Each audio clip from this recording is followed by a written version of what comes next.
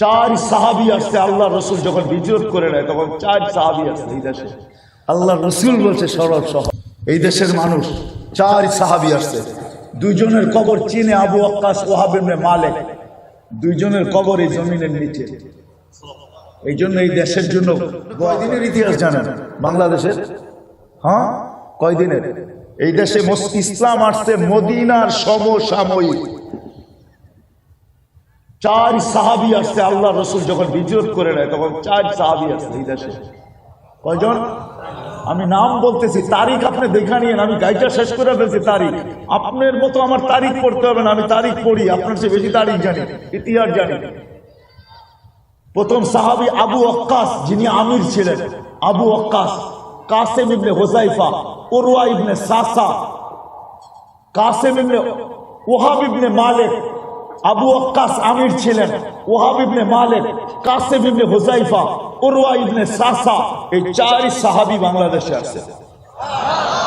বাংলাদেশের মানুষ সরল সহজ, কালো ছিল, আজও আছে।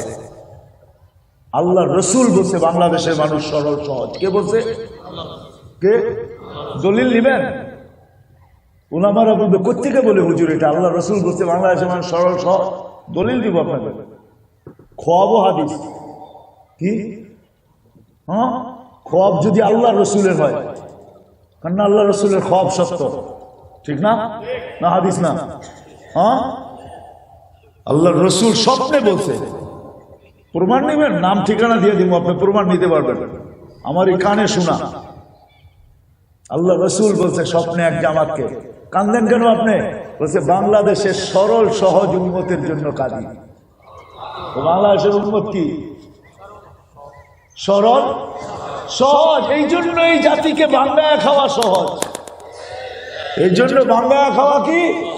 বাংলায় খাওয়া কি? সহজ। সরল সহজ যদি না হইতো আপনি বাংলায় খাইতেন এদেরকে। বাংলায় খাওয়া সহজ। আবার যদি সরল সহজ খেপে তাহলে ওরে আবার সামলানো সহজ, কঠিন। ওরে সামলানো আর কি সহজ? আট পাগলা যদি চেতলো তাহলে খবর আছে। আল্লাহ রসুল বলছে সরল সহজ। এই দেশের মানুষ চার সাহাবী আসছে।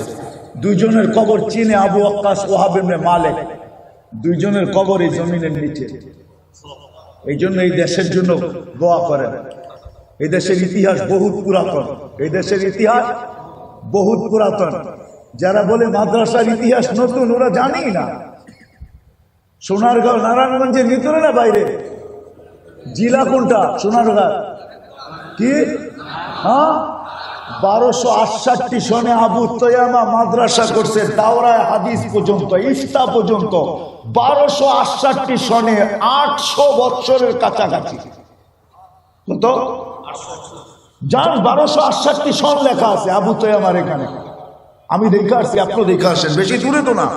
সোনারগাঁও আবু তৈয়ামা রহমতুল্লাহ আলাইহি 1268 ইংরাজিতে সোনারগাঁও দাওরায় হাদিস পর্যন্ত, তাখাসসুসাত পর্যন্ত।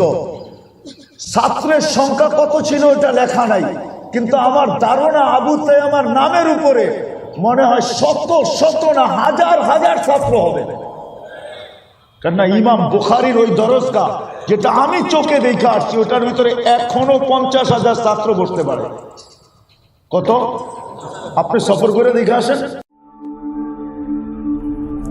ঢাকা মাহফিল, সুস্থ সমাজ গড়ার বিপ্লবী চেতনায়।